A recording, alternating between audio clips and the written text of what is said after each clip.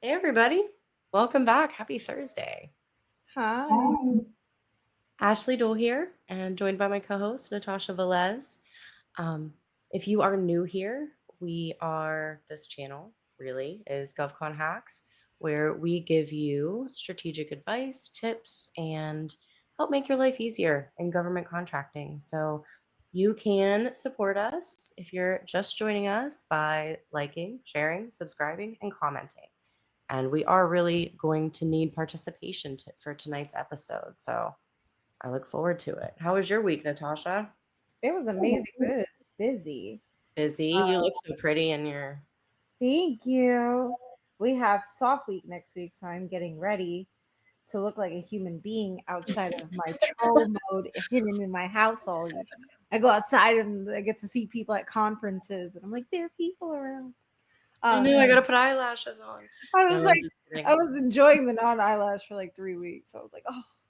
So I will be here working, can't leave my desk the first week. There is a Monday partner event that I need to attend, and I need to be there for too. So,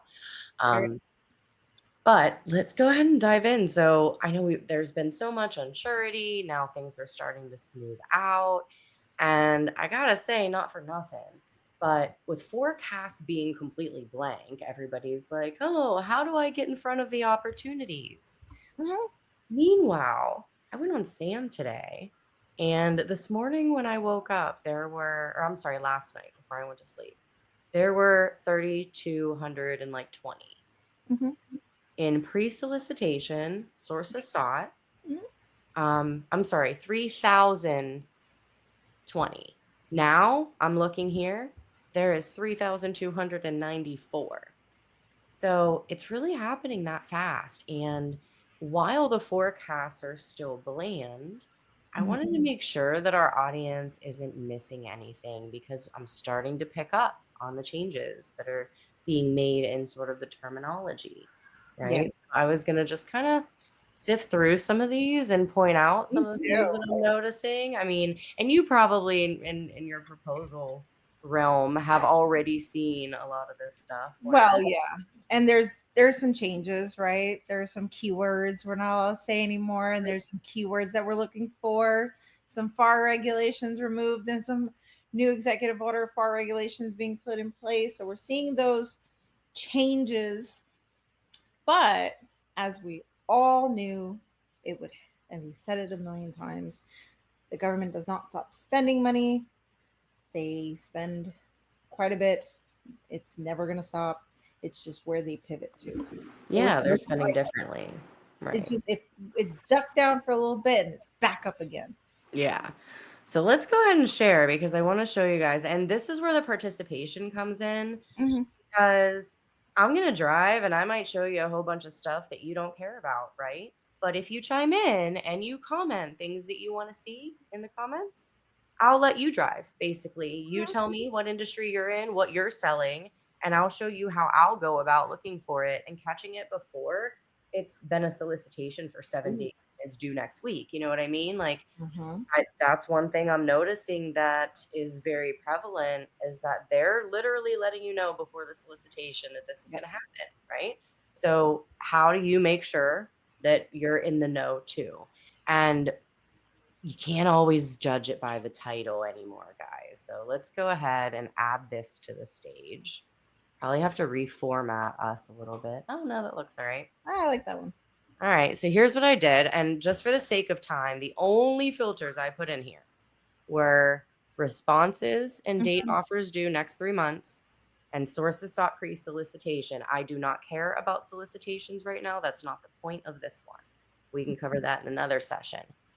But a lot of folks will see the solicitation. Maybe they're depending on a bid match service or a system or a tool that may only be catching solicitations, right? So this depending on how you're looking, may or may not be in your face and may not be something that is on your radar. So, because I've had to go through this so many times over the last couple weeks with several folks, I wanted to make sure that the rest of you have this information as well. So, this is not anything that has a super hard deadline in pre-solicitation, right? What a pre-solicitation is the government letting you know that it's coming. But a lot of people do ignore that. So I'm showing you this and I'm opening this up because I want to show you how you can use it, right? So there have already been some changes posted to it. It's giving you the state, the city, the designated area, everything is in here. Now, what does that do for you? You now have more time, right? If you need to find the warehouse space or find a subcontractor or whatever it is that you need to do that you're pressed for time between post date and due date from the solicitation, use these to start planning ahead of time. Also, it keeps your finger on the pulse of who's buying what you're selling in a time where we can't really depend on the data. We need sort of another quarter to really, Right. I need another quarter to really get my finger on the pulse on that thing. Also, something else I'm noticing as we're going through these, whereas traditionally award notices would have been posted as a special notice, I'm finding award notices in pre-solicitation. So if I'm a subcontractor, trying to target award notices for Mhm. subcontracting opportunities, I wouldn't even have seen those award notices, right? Because Right. they were in pre-solicitation, not necessarily in special notices. So Right. one thing I noticed. Um, Furthermore, the sources sought. So I'm seeing a lot of sources sought notices, and I'm going to show you guys. I'm just going to kind of browse through these. Yell stop if you see something you want me to take a closer look at, right? Let me open the comments and make sure those are front and center. So see stop if you see something that you want to take a closer look at. But as I'm going through here, what I'm noticing is that we can't necessarily depend on the title. Like, for example, those of us who provide any type of support service, right? Whether that be admin support, there are a couple things in here that are just worded differently, right? And Mhm. that might be to reduce competition and decrease the time having to be spent on evaluation. But if you're a small business in this space, and I'm a small business advocate, missing things just because you don't know, that could have been a contract that sustained you through the year. I have a couple of clients who their contracts are about to expire. They're having a hard time finding opportunities right now to sort of build that pipeline into the next few years. And I will say also, let me drop this across the bottom in a banner, guys. The PSC manual was just updated as of April 2025. So it was just posted. Go ahead and grab it, because if you are like me and you like searching by product service code, there may be a miss there. So if you're looking at the old codes and your codes were broken down, now I have not had a chance to digest that yet, to see which categories were affected. So I'll have to table that for a week until I can talk to you a little bit more in depth about it. But it's important for you to be aware of nonetheless. So a lot of these, look at this: notice of intent to sole source, Weird. pre-solicitation, pre-solicitation, right? I'm finding all these weird things, and I just wanted to make sure that you guys are aware. I Also, think I saw that listed somewhere where other people are noticing that as well. mhm, we're also, still clearly buying electric vehicles. I mean, Mhm. it's right here in pre-solicitation. Now, here's the thing, though, about some of these sources sought notices. I saw a couple. Here's one. This was one I looked at earlier. Um, this when That's the I first time see I've ever this, seen that. depending on oh, you know someone who's won contracts for this before. But depending on where it is, right? Because Uh-huh. there aren't a whole lot of religious organizations that are registered in SAM in Boulder, Colorado, that have somebody that they can just go and send, right? Depending on the scope of it, I anticipate this is probably going to be under 250,000. So what do we know about that? When I see it under 250,000 and it's in sources sought, I know that I can potentially use the sources sought notice to influence that acquisition, right? Right. So I'm going to give them maybe more information than what they're asking for, with my justifications as to why I should, or simply at least give enough to justify that I can do the work, right? Right. Um, Perhaps you might be the only offerer. Why might you be the only offerer? Because folks have, by and large, not in a lot of cases, are the masses focusing on the sources sought notices. So what I'm seeing is sources sought notice, then boom, pre-solicitation award notice, right? Mm-hmm. So because there's been a change in the way that it's posted, you may not have known, if even if you did submit a response, that they were able to award that, without it having to go to the competition phase of the procurement cycle, which means there wouldn't be a solicitation posted, Okay. right? So if you're not responding in this phase, especially right now, you're missing out. Now, since you're on the other side, Natasha, and you are doing proposals, other than changes in FAR, are they getting easier? Are they getting harder? Do you see less requirements, more requirements? I see less requirements. I've noticed less requirements, but also I think that I've also noticed more details and specifications of what they want. I noticed before it was like a guessing game. Like you could tell that whoever wrote the requirements wasn't necessarily sure what they wanted, and it just was very vague. Yeah. And even in the Q&A, it was that way. I am noticing a little more direction, and I don't know if that's because they are reaching out to their subject matter experts with in-house and having more conversations to kind of save time from going the back and forth of Q&A. And you think about how much time that costs a contractor and how much time that costs, the contracting officer, but you're just Mhm. finding a much more seamless process. So I am an appreciation of that. Yeah. I get the concept of like saving time and energy, so I do notice that, which is nice. Um, and it's much more targeted. And I've also noticed the titles are better. So when Better? Have you? sourcing, they're more accurate. Um, Okay. so I'm like, I don't spend a lot of time sourcing and having to look. I'm like, okay, this is pretty much, it's blatant, it's honest, it's straightforward. Um, but we've also, with SAM.gov, I'm not a huge, person that kind of uses SAM. I use like all the portals that pull from it. So like HigherGov. You have the fancy systems, the I have paid my systems, but little not all of our audience has those. So I wanted to make sure to get it, tell girl. you how to find If you're this. serious about it, was it I HigherGov am. 500? Yeah, I mean, HigherGov is only $500 a year, guys. We are a partner. If you need it connected to your CRM, you let us know. But It's worth yeah, it. it's the most economical on the market right now, and I love it. I had someone come to me and said, I'm so overwhelmed. And that's fair because I've been in this industry 15 years. I'm still overwhelmed when I go on SAM. Mhm. I need something just because of my ADHD. I need something that helps me focus. What I like about HigherGov is that it gives you a summary. I don't have to spend a lot of time reading 75 pages to try to figure out what the scope of work is. It'll summarize it by the background, the scope of work, and the the period of performance. It just gives me the highlights, the things Right. that'll benefit me to make a quick and easy decision to put it in my pipeline or not. Um, But I mean, I can't help. Look how easy this is, man. mhm. They're literally just They know what they want, which is they, nice. right. It's not terrible. It No, doesn't it's not. suck. No, I can't complain. And your capability statement, guys, when you're responding to these sources sought notices, don't send the generic one. Send the one that's for the thing that you're bidding on.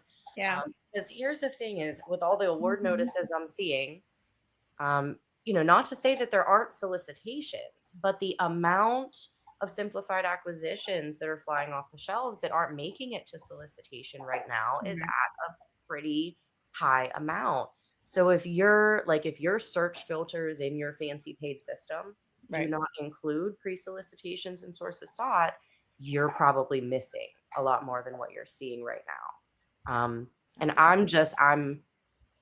I notice patterns. Like that's just me. So when I start seeing a whole lot of pre-solicitations and award notices, I'm like, well, wait a minute. And it could be, just the human not being aware, maybe being new in their position. It may be because they just want less hassle from small businesses. Who knows? Whatever the case might be, These are very easy. Now, something Well, like how do this. you feel about the concept that I think like 60% of people feel like they're a waste of time? I Well, don't they feel that way, but that's always the common argument, right? now, okay, let me It's free paid services. I'm probably going to tick a lot of people off when I say this, but I mean, it is what it is. In my experience, I've been Mhm. doing this for a long time. The people that say that they're a waste of time are not using them correctly. Is it true that that source of SOT may never make it to solicitation? Absolutely. Right. That is sometimes true. Um, but the source of SOT phase, they can still talk to you. So, you can still ask questions before you make the determination to respond. And a lot of people don't realize that. So they end up responding and putting a whole bunch of effort into it, not realizing, like, hey, man, this was 8 questions. You Right. really didn't have to write a whole proposal. But putting enough in it, because look, there's nothing in the FAR that says you have to give them everything that they ask for. There's Mhm. nothing in the FAR that says that you can't give them more than what they ask for. And there's nothing in the FAR that says that you can't actually be a little bit late. So even if you see a source of SOT notice that was due a couple days ago Right. and you have a solution, still throw your hat in the ring, because the deadlines on source of SOT are not as hard as they are on solicitations. Or the So requirements. Yeah. yeah, There's I'll no requirements. still, if I have something valuable to add to the conversation, I'm sending it. I mean, they can accept it or not. I have never had someone, now within reason, don't try to submit something that was due last month. But if it's just a few days, I Right. have never thrown my hat in the ring a few days late and they didn't acknowledge receipt and accept it. So, but this is one that I noticed, like, that's not really something that is on the radar of someone who maybe is a travel agent or is I mean, yes, lodging it could be, but emergency lodging services, like, that would not have been something on my keyword list in some cases. Yeah. So just don't judge the book by its cover, I guess I'm saying. I like that Mhm. you're noticing the titles are more specific, Yeah. because in services, and let me actually break down services a little bit because I was playing around with this before the episode to see, like, for example, let's click on this guy.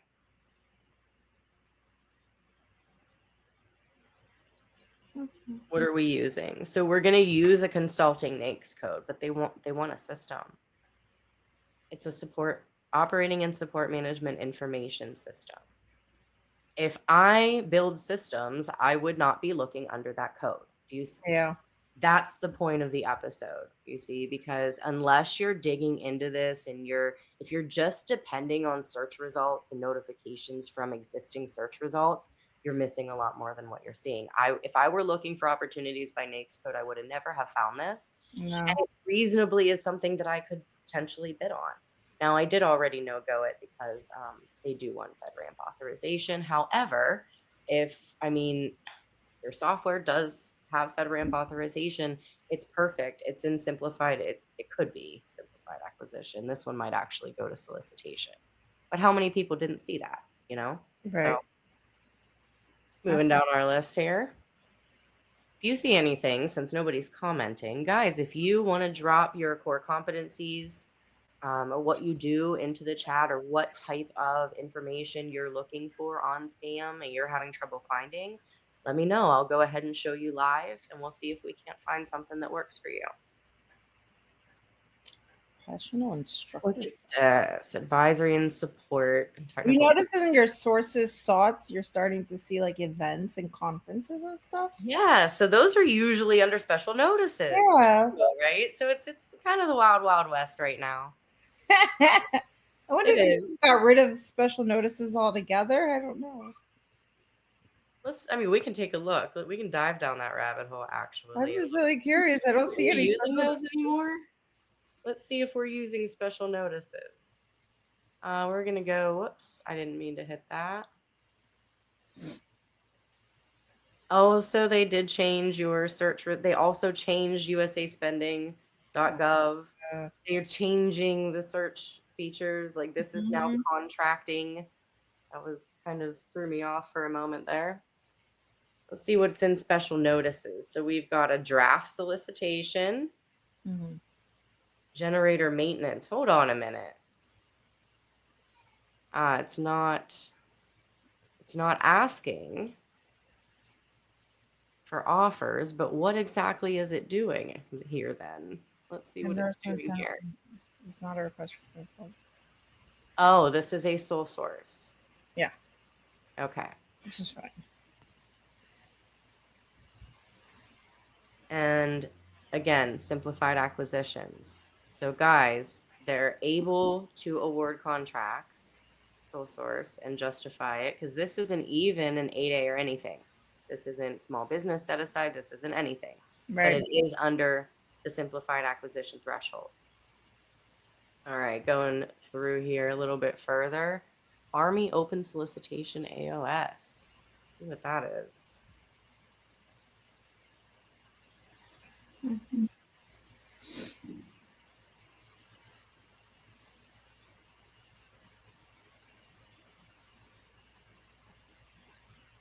Okay, so this is interesting. Aberdeen Proving Ground is announcing that they intend to be using things like broad agency announcements. So that's another thing. OTAs are increasing in popularity. So we are going to have an episode soon on OTAs. What even are they?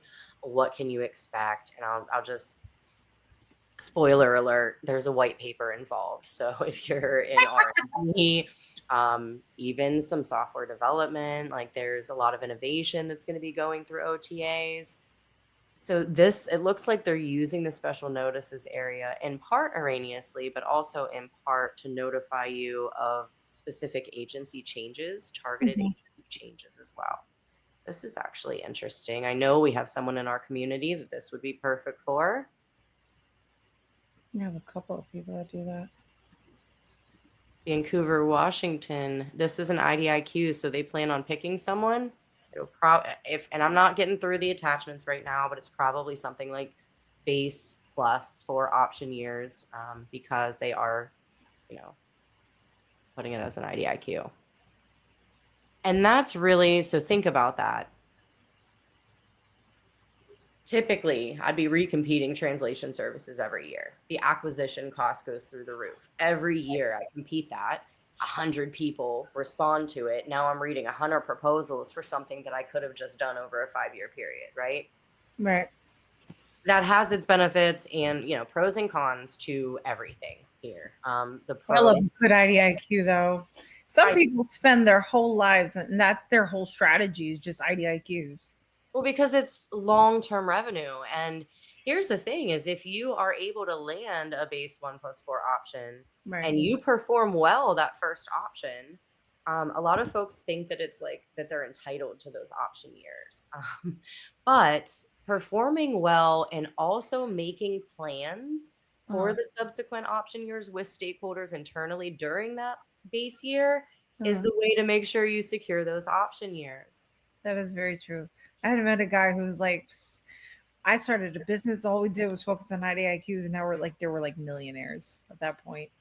And I was Well, I like, mean, that's the logical next that step. is a strategy. Okay. I was like, I get It it. is. It's the logical next step. I mean, think about GSA. I mean, we're moving toward this category management, Mhm. that could drive down profit margins for those long-term contracts. So, yeah, you're getting that long-term revenue, and that's really what it's designed for. But your profit margins may not be as high, and that's okay because the revenue is for 5 years. Yeah, So there's a little bit of a trade-off there that we have to you're consider in most definitely business. because you think about it, like as a small business, and I think we say this all the time, but just to reiterate, as a small business, you're spending every month trying to find that next client, right? To keep your revenue up.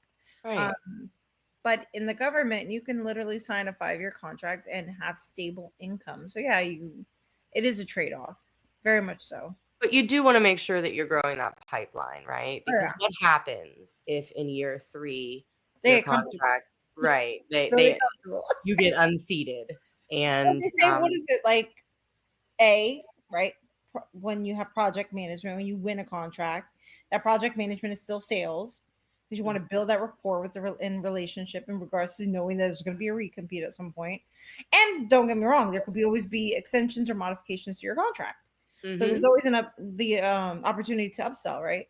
You're right there front facing with the client. Upselling, yes. Oh You gosh, know, we could have an entire episode just on upselling. oh, I would so do that one. But like I'm always like, win the contract, worry about the rest later. Like upsell it once you get it. Yeah, I hear you. But you have that, and then you also have the component of if you wanted to upsell it and keep it going and keep that business development going, you can even do it in the contract administration portion. But I think that's like kind of the best way forward, is always considering your business development strategy. So I see something that I just have to point out. I want to make Which it a one? little bit bigger. Okay. Here's the terminology. That's too big. Hang on. Which Okay. one? What Here's is one of those terminology things. Where'd it sub go? tier? Oh no. What'd I do? Uh, I have to. Where you go? Okay, here we go. Here's one. Two. I see two. All right. So remember, consulting was we couldn't do that's a bad consulting. word. What consulting is a bad word. Isn't it training now? Training's a bad word too now. Training's a bad word. So look what we're gonna call it. We're gonna call it Advisory support, really? And professional instructor services. Let's go take a look to see if they're the NAICS codes that we're gonna expect to see them under. Now I gotta I'm change. such a nerd. I'm glad you guys are hanging in here with me because I gotta do a whole keyword parameter. okay, so maybe it is engineering advisory, right? Okay. I'm not going to go into the performance work statement and whatnot, but they're using engineering. So, but it might be engineering consulting, putting it under engineering. Let's take a look at the training. This one's going to be okay. So no more 646. What is it? 641330. Yeah, 611 710 now. Ah! Little things like that, guys. Keep your finger on the pulse of as it relates to your industry, And so that update those NAICS codes. Because here's the thing: is at the end of the day, simplified acquisitions are meat and potatoes for small businesses just getting started in the space. And 250,000 isn't much, but you get a few of those in year 1 and 2. That profit you can then reinvest to go after that IDIQ in year 3, right? So that's how we build and we scale in government contracting. Yeah. So be cognizant and I don't see any industries or any products or services in the chat. I do see Lydell. Hey, Lydell. Good to see you. Thank you for joining us today. And guys, if you are just joining us or if you are new here, you can support us, please, by sharing, liking, subscribing, commenting. That will help us continue to make more content and continue to support you all in your strategies.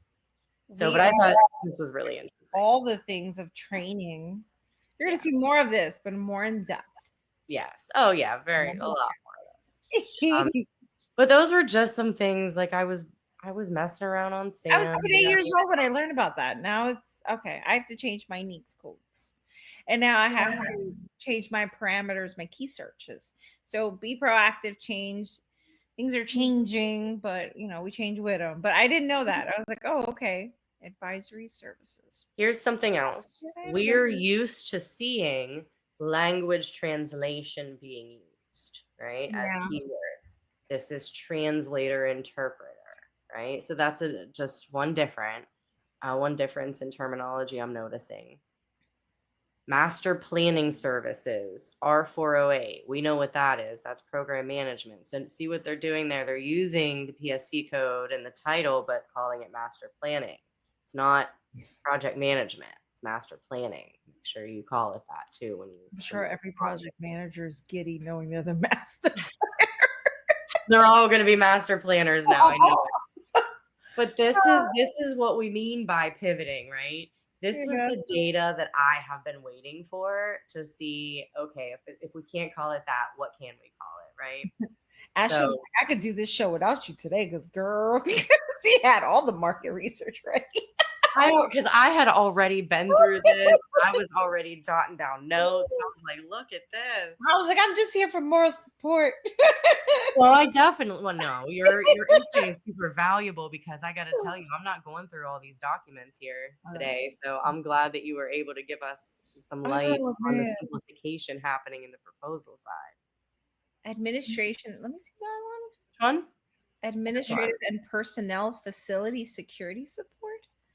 There are different variations of their titles, though. Yeah, it's getting so Changed to often. the point where I'm not even using office admin. I'd never seen that. That's usually something that's under administrative management. Administrative management, I've general management, never office consulting. administrative services. There's not very many of them that have. I have not seen that NAICS code used I in haven't quite a seen that. while. I've been in this since 15. I didn't even know that Nix code existed. Interesting. I have also not seen that email address recently. I would absolutely love to know what's happening on the other side of this. Yeah. Like what is the thought process? You know, what is the master planning that's going on back here? I know it's meant to like refine it and make it easier to navigate, but I'm just curious. Rescue business support? What the hell is that? So when you said the titles were a little bit more on point, I was like, what the hell is rescue business? let's figure it out. Let's figure it out. Logistics, facility support, business side. All right. Okay. So here's where these are the personnel. So it's essentially a staffing situation, is what it looks like at first glance. Again, I'm not doing attachments. Oh, All right. Who do we have? that is the most hilarious thing ever. I was like, is that FEMA? Last tip was so helpful changing from I absolutely advisory I've seen used for consulting, subject matter expertise I've seen used for consulting. Oh, that's Hey good. Frank, company always says we're consultants. I need to get them a new word and pitch. Yes, sir. Yeah. And now, I mean, look at the pre-solicitations and the solicitations that are out there. You guys are subject matter experts. You provide advisory services. Absolutely. It's get rid of anything that says consulting. I'm now back to being a business support person, I guess. Here's the thing is traditionally, like, I don't remember the government ever buying anything business support. No. Like it just, you didn't see it articulated that way in the data. Right. You know? So definitely a lot of changes taking place and a lot of opportunity that I see if you're engaging before the solicitation. That's the key here tonight, I think. I like the fact that there are more RFIs. I always like it better that way. I feel like it gives you the opportunity to connect prior. You don't, all right. So, you know, I truly believe, and I hear it all the time, like, oh, they don't like it's free labor. No, it's not. No, it's not. It's your way of connecting, right? And sharing information. It's a choice, it's optional. But ultimately, that's what all business development is. It's a gamble. It's an essential gamble. So it's a strategy. It's just another strategy.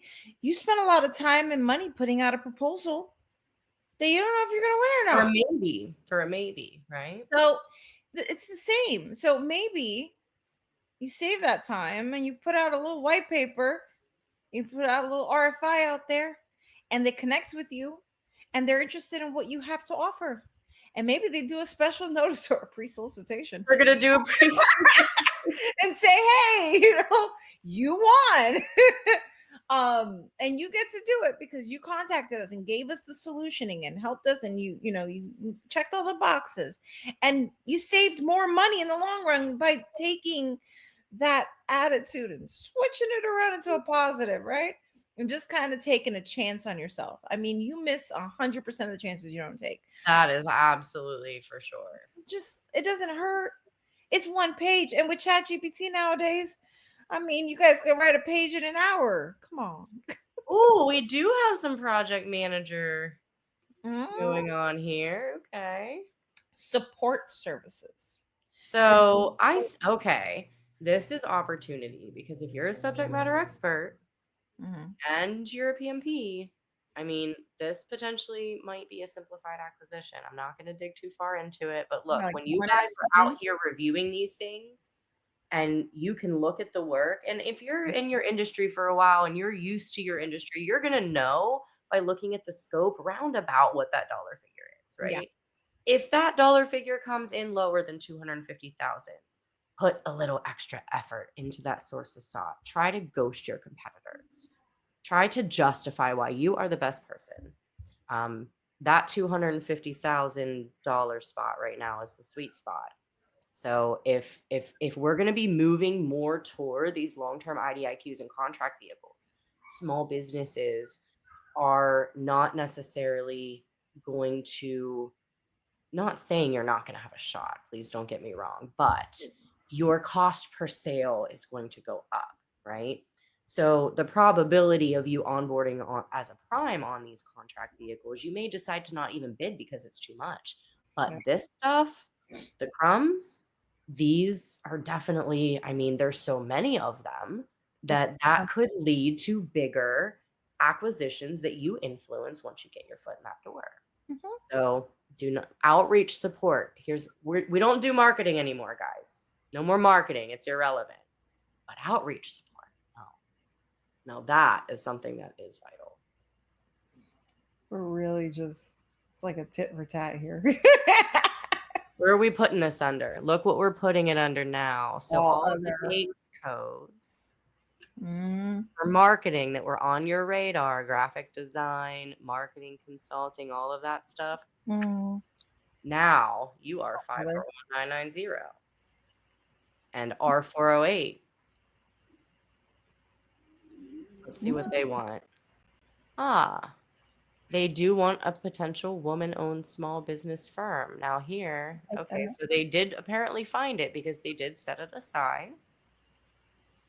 So there must be at least 2 women-owned small businesses that responded to this requirement because it has been set aside. And I'm not going to go through the draft PWS, but those of you ladies in marketing, I mean, if you're not responding and putting your hat in the ring when you see that pre-solicitation that looks like an award notice saying that someone won, don't say, well, where was the solicitation? There wasn't one. It was awarded before it ever hit solicitation. So now you guys have a little bit more insight. Go and get rid of your codes completely from your searches and do an organic search based on what you learned here this evening, and bring me some feedback. Tell me what you're finding out about your industry and how it's changing in terminology. Take that new terminology and then website, capability statement, LinkedIn profile, business everywhere. Change the terminology everywhere. That way, when someone under this administration is looking for you in DSBS or Google or wherever they're looking, you're showing up based on the terminology they're searching by.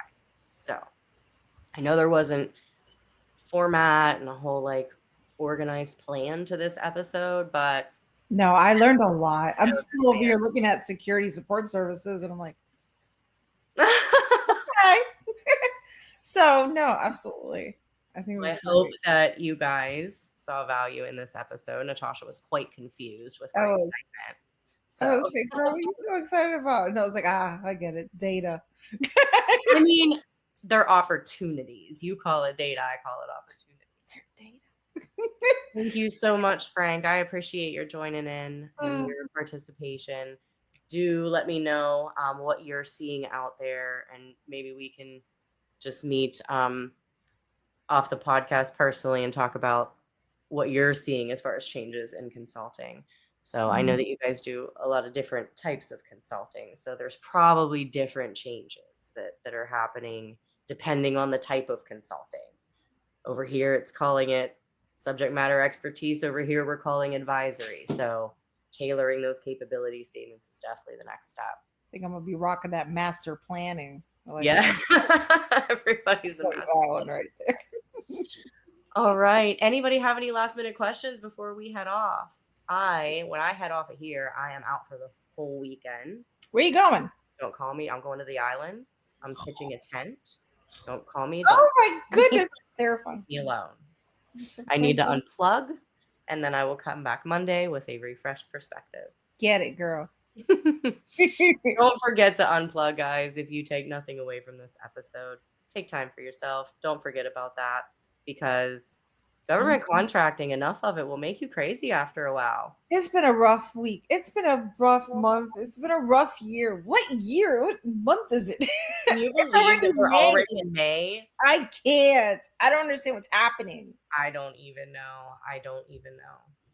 But the year is definitely flying by, which, I mean, I'm not terribly disappointed about, because I'm ready for Christmas. I'm over it. It's like it just goes to my kid's grown now. I mean,